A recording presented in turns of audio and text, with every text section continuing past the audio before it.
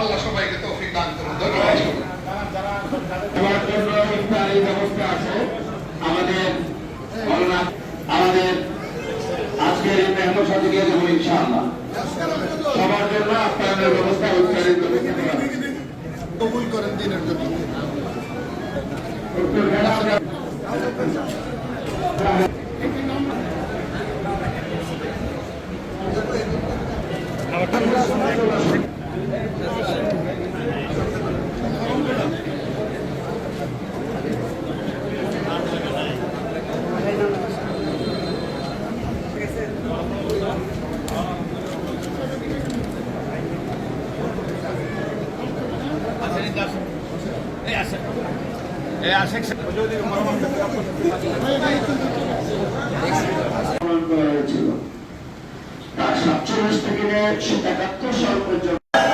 সেজন্য আমি আপনাদেরকে শেষ কথা বলে দিচ্ছি, আমার প্রিয় সংগঠন জমিয়তে উলামায়ে ইসলাম বাংলাদেশ আমাদের এদেশের মানুষের জন্য, আমাদের ভারত উপমহাদেশের মানুষের জন্য, আমাদের আকাবির দেওবন্দের রেখে যাওয়া আমানত, আমার দাদাপি শাইখুল আরবি ওয়াল আজম সৈয়দ হযরত মাওলানা হুসাইন আহমদ মাদানী রাহমাতুল্লাহি আলাইহির হাতে যে যার গোড়াপত্তন এবং যার নিরলস প্রচেষ্টার মাধ্যমে আজকে আমরা সারা পৃথিবীতে এই জমিয়তে উলামায়ে ইসলামের এই জৌলুস আমরা দেখতে পাচ্ছি।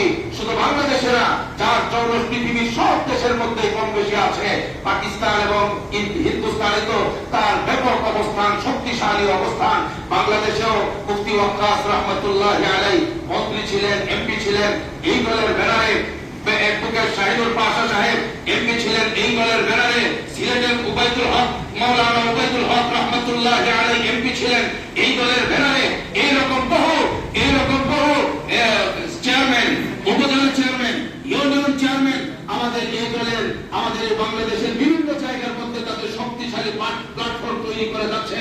এই জন্য আমি আপনাদেরকে বলি, এই দেশের শীর্ষ উলামায়ে কেরামের এই সংগঠন, আমাদের বাংলাদেশ সরকার নিবন্ধিত সংগঠন, খেজুর গাছ মার্কা সংগঠন, এই সংগঠনে আমি আছি এবং আমি চাই আমাদের উত্তরখানের সর্বস্তরের তৌহিদি জনতা, সকল উলামায়ে কেরাম আমরা এই দেশকে রক্ষা করবার জন্য, ইসলামকে সংসদে কায়েম করবার জন্য, আদালতে কায়েম করবার জন্য, বাংলাদেশকে ইসলামের বাংলাদেশ করবার জন্য আমরা জমিয়তে উলামায়ে ইসলামে আমরা যোগদান করব, শক্তিশালী করব এই সংগঠনকে। আমরা সবাই রাজি আছি ভাই ইনশাআল্লাহ? কারা কারা রাজি আছে হাত দেখাই ভাই। আল্লাহ এই হাতগুলোকে কবুল করেন, ইসলামের জন্য কবুল করেন, ইসলামকে আল্লাহর জমিনে কায়েম করবার জন্য কবুল করেন, মৃত্যুর আগ পর্যন্ত শাহাদাতের পরোয়ানা নিয়ে বেঁচে থাকবার জন্য কবুল করেন। নাসরুম মিনাল্লাহি ওয়া ফাতহুন করিম ওয়া বাশশিরিল মুমিনিন।